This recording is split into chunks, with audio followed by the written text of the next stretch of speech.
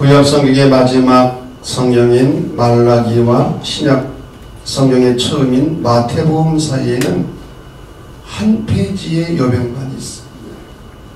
성경을 보면은 신약정서하고 두 페이지가 되어 있네요. 하나는 신약정서라고 되어 있고 또 한 페이지는 신약 목록. 두 페이지를 해보니까 한 페이지인 줄 알았더니 어떻든 이 한두 페이지에 여백만이 있어요. 그러나 그 속에는 400년의 기나긴 피의 역사가 흐르고 있어요.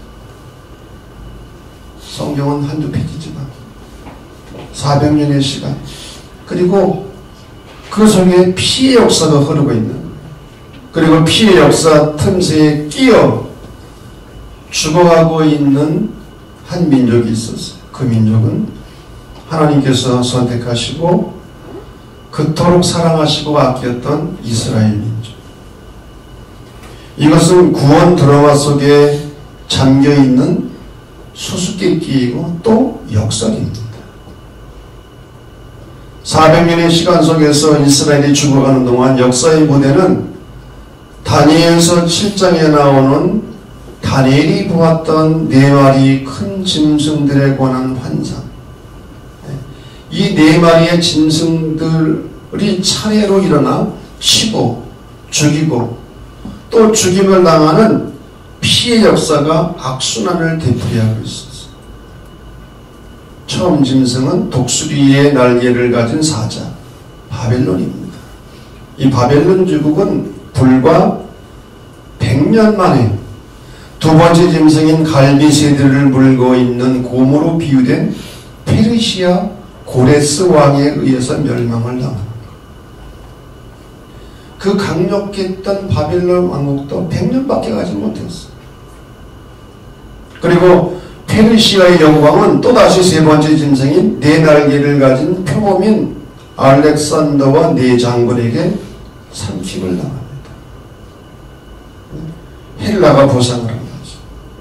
그런데 알렉산더가 20살에 왕이 됐는데 33살에 병으로 죽습니다. 전염병으로 죽죠. 그래서 이 알렉산더의 죽음은 세레커스, 토레미 그리고 다른 두 장군들이 땅을 4쪽으로 분할해서 차지하고 왕국을 세우게 되는 거예요.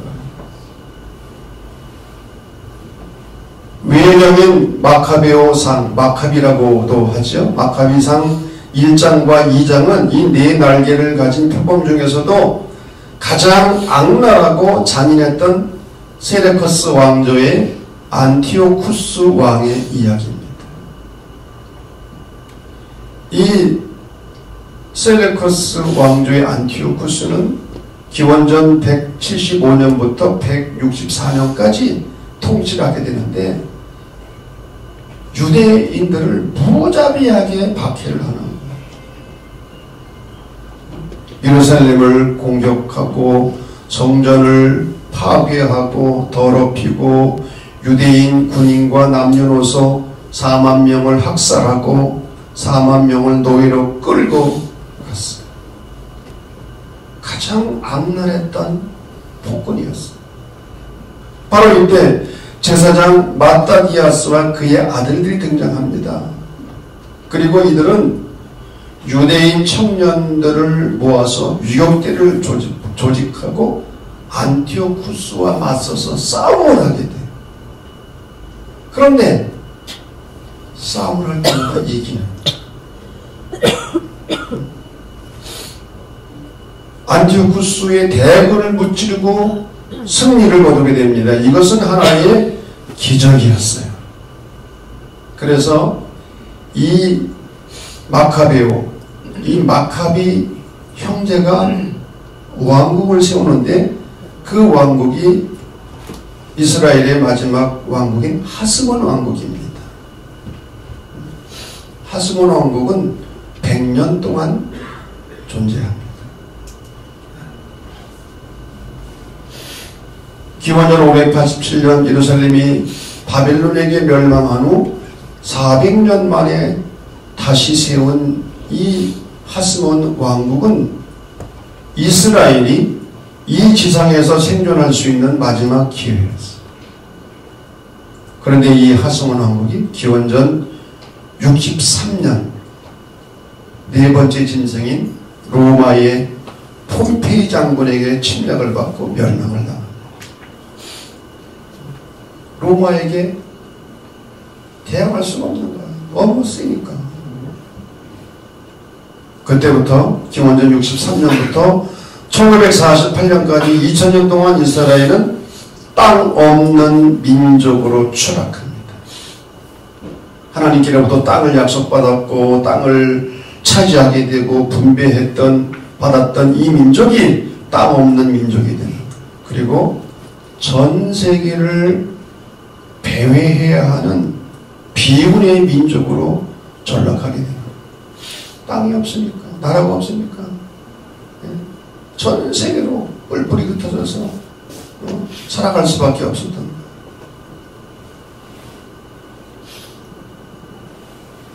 구약의 긴긴 구원 드라마는 이렇게 비극으로 그 막을 내리고 있습니다. 바로 여기서 우리는 한 가지 중요한 물음에 직면합니다. 무엇이 그들을 끝내 멸망으로 몰고 간 것인가? 하나님이 이들을 버리신 건가? 하나님이 이스라엘을 버리신 건가? 이 물음 앞에 말라기는 놀랍게도 이스라엘 속에 깊숙이 파고든 허무주의가 그 원인임을 고발하고 나섭니다. 허무주의. 남편 욥에게 이유 없이 닥쳐온 고난을 바라보면서 차라리 하나님을 저주하고 죽어라 하고 욕했던 욥의 아내가 토해낸 이 말은 무신론적 허무주의였어요. 하나님이 없는 허무주의. 그것은 차라리 솔직한 저항이었습니다. 그러나 말라기가 본 이스라엘의 허무주의는 이중적이고 교활하고 위선적이었어요. 이스라엘의 고위층이나 제사장 모두 하나님을 부정하지 않았어요. 그래서 그들은 유신론적이었어요. 그러나 고위층은 마치 하나님이 어디 있느냐는 듯이 나그네와 가난한 자를 압제했습니다. 제사장은 하나님이 어디 있느냐는 듯이 더러운 떡, 눈먼 동물, 절거나 병든 짐승을 제단에 올려놓고 뻔뻔스럽게 제사를 드렸어요. 사람에게 드려도 받지 않을 것을 하나님께 바친 거예요. 왜? 좋은 것들은 다 자기들이 도둑질을 해 가버리는 거예요. 그들은 한마디로 유신론적 허무주의자들이었어요. 입으로는 하나님을 노래했지만 그들의 생각과 영혼은 하나님을 모독하는 온갖 거짓을 즐기는 사람들이었어요. 거룩을 가장한 위선자들이었어요. 위장된 냉소주의, 지난주에 설교 말씀 나눈 것처럼 유신론적 허무주의가 이스라엘 민족의 마지막 남은 운명의 불꽃을, 더욱이 이 마카보의 형제들이 이룩한 마지막 불꽃마저 소멸시켜버리고 말이에요. 하나님을 노래하면서도 사회는 부정부패로 썩어들어갔으며 하나님을 고백하면서도 성전과 제사장은 타락으로 부패하고 있었어요. 쓰러져가는 민족을 떠받쳐주는 내면의 에너지는 그 어디에도 존재하지 않았어요. 그래서 이스라엘은 서서히 죽어가고 있었습니다. 오늘 대장정의 구원순례 구약을 마무리하는 이 시간, 저는 이스라엘의 민족의 죽음을 다른 각도에서 해석해 보려고 합니다. 이 이야기는 저희 스승인 은중관 박사님의 견해이기도 해요. 은 박사님은 두 민족의 이야기를 대비시키는 유비법을 이야기합니다. 한 민족의 이야기는 미국에서 일어난 이야기,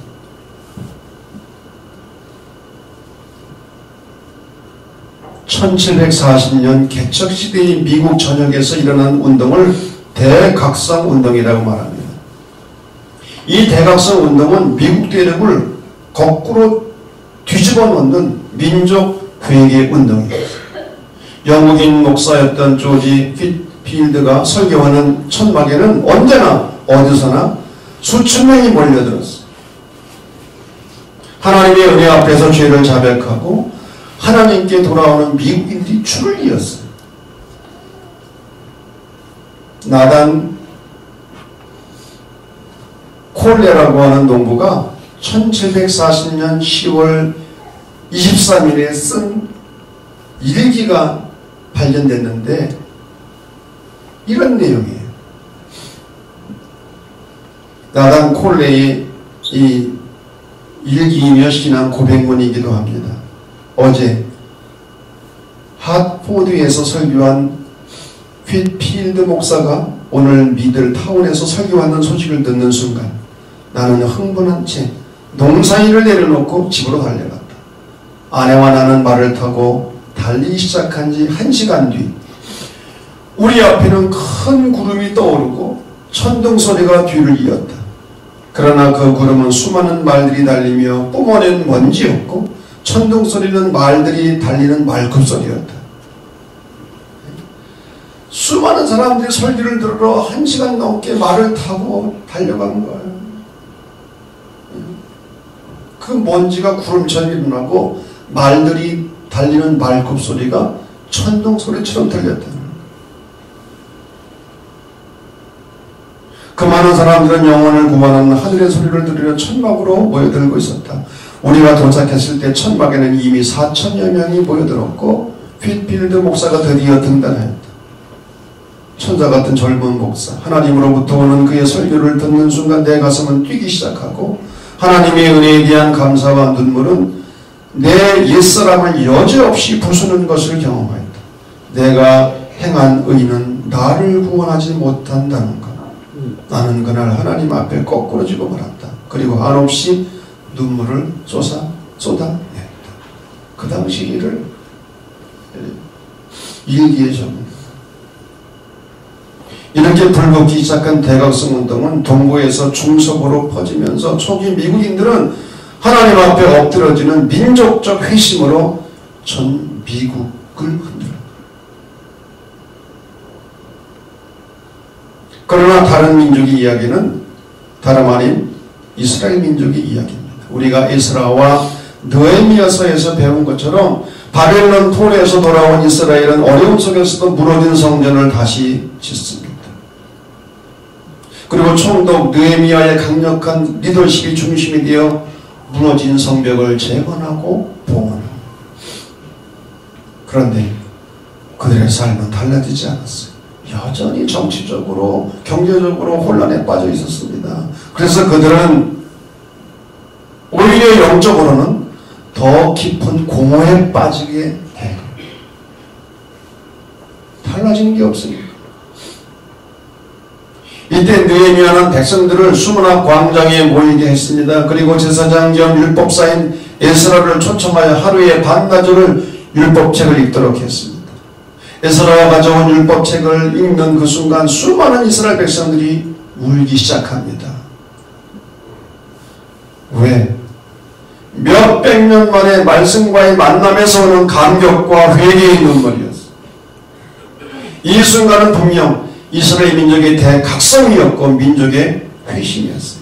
미국과 이스라엘은 공히 민족적 회심의 감격과 축복을 받은 민족이었어요.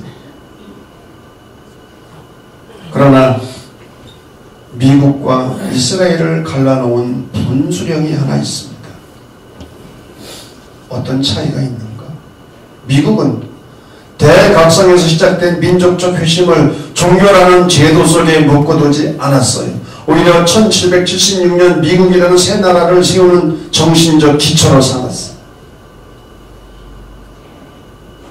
건국의 기초로 삼은 거예요. 그리고 대각성에서 발화된 민족적 회개는 인간 하나하나를 소중히 여기는 인권 존중으로 이어지고 그리고 이것을 바탕으로 민주주의를 세운 거예요. 이것은 제 이야기가 아니라 시카고 대학의 경제 교수이며 노벨상 수상자였던 로버트 포겔 교수가 제4 대각성이라는 책에서 주장한 내용이에요. 더 나아가 미국의 대각성 운동은 민족 모두가 참여하는 절제운동, 금연운동, 금주운동, 노예철폐운동, 가정 지키기 운동으로 이어지면서 미국은 거대한 사회 변화와 역사 창조를 이룩하게 됩니다. 민족적 회심은 민족이라는 being 존재에서 민족됨 비커밍으로 이어진 것입니다. being에서 비커밍으로 이어진 것. 그러나 이스라엘은 바로 이 대목에서 실패한 것입니다. 에스라에서 시작된 민족 회개가 민족 신앙으로 그리고 이스라엘 역사를 변화시키는 내면의 에너지로 이어지지 못합니다. 이스라엘의 민족적 회개는 유대교라는 종교로 탈바꿈하면서 온갖 율법을 강화하게 되었고 오히려 역사 창조의 끈을 놓치고 말았습니다. 비잉이 비커밍이 되는 끈이 끊어지고 마는 거예요. 오늘 말라기가 에스라에게 고발하는 이스라엘의 위선적 냉소주의와 유실론적 허무주의는 민족의 회개가 민족의 신앙으로 새로운 역사 창조로 이어지지 못하는 단절, 끊어짐에 대한 처절한 절규였어요. 이스라엘이 멸망할 수밖에 없었던 이유가 바로 여기에 있었던 거예요. 그토록 소중했던 최후의 민족적 회개가 민족적 신앙과 사회의 변혁 그리고 새 역사 창조도 이어지지 못하는 단절, 끊어짐이 그 원인이었다.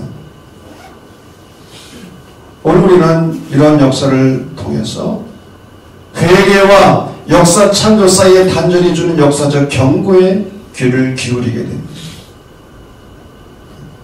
회심과 역사 창조 사이의 끊어짐이 패망의 징조다. 눈물의 회심 대단히 중요하지만 그것만 가지고 안 된다. 그게 삶으로 역사로 이어져야 된다는 거예요.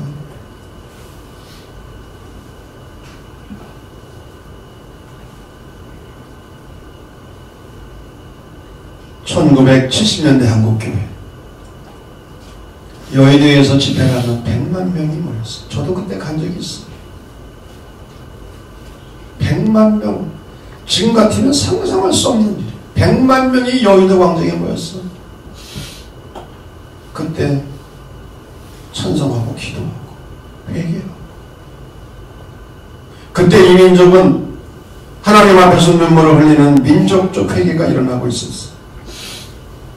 그때는 한국형 대각성 민족적 회심이었어요. 그러나 한국교회는 이 민족적 회심을 삶과 사회를 변화시키고 새로운 역사를 창조하는 내면의 에너지로 이어가야 하는 거룩한 소명 앞에서 실패했어요. 삶으로 역사 변혁으로 이어내지 못합니다. 오히려 한국교회는 1970년대 민족적 회심을 거꾸로 값싼 축복신앙으로 바꿨어요. 그 유명한 삼박자 축복. 포레퍼가 말한 값비싼 은혜를 값싼 싸구려 은혜로 변질시켰어요. 순종이 없는 은혜, 십자가 없는 은혜, 따름이 없는 은혜, 훈련이 없는 은혜. 그래서 교회가 싸구려 교회가 되고 말았어요. 그 고귀한 은혜를 값싼 은혜로 바꿨기 때문에 교회도 값싸게 되어버리고 만 거예요. 그리고 기독교 왕국 만들기, 대형교회 만들기, 거대한 건물 짓기, 힘 있으면 기도원 만들고. 여러분 지금 망한 것 가운데 하나가 기도원이에요. 기도원 운영도 안 돼요. 뭐 기도원 갑니까 요즘?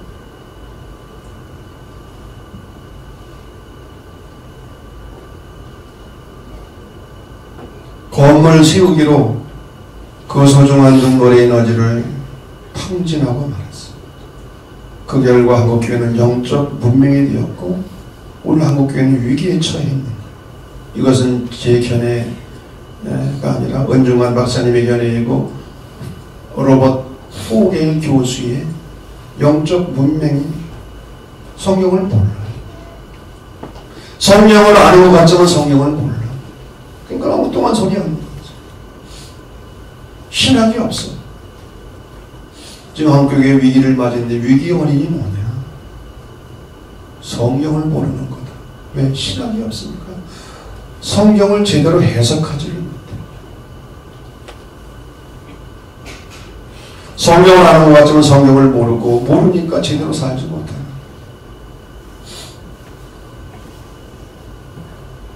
긴 구약의 구원 순례는 이스라엘의 멸망을 끝으로, 그래서 이스라엘의 끝을 두고 어둠이 깃든 저녁이라고 말합니다. 큰 어둠이 찾아왔어요. 그러나 이스라엘은 실패했지만 하나님의 구원 역사는 끝나지 않았습니다. 어둠이 짙게 드리운 저녁이 된 이스라엘 그 땅에 하나님은 새 아침을 준비하고 계셨어요. 창세기 1장을 보면 우리가 눈여겨보지 않는 성경 구절이 하나 있어요. 저녁이 되고 아침이 되고. 하나님은 하루하루 우주 만물을 창조하시고 저녁이 되고 아침이 되니 이는 첫째 날이라. 저녁이 되고 아침이 되니 이는 둘째 날이라. 저녁이 되고 아침이 된다는 말이 계속 반복된다. 저녁이 되고 아침이 되니 이것이 하나님의 역사 방법입니다. 아멘을 안 해도 그렇습니다. 지금 이해가 안 되니까 아멘을 못하는 거예요. 저녁이 되고 아침이 되고 이게 하나님의 역사 방법입니다.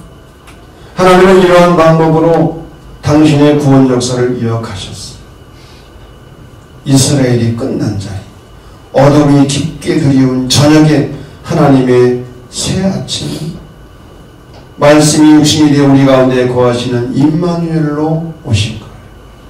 신이 우리 가운데 오셔서 우리의 눈물을 씻어주시는 새 아침의 햇살이 이 우주와 인류를 향하고 있었습니다. 그 새 아침의 햇살은 예수 그리스도였어요. 할렐루야. 하나님은 어둠이 깃들인 캄캄한 밤에 새 아침을 준비해요. 새 아침에 햇살을 준비하시고 그분이 바로 예수 그리스도이십니다.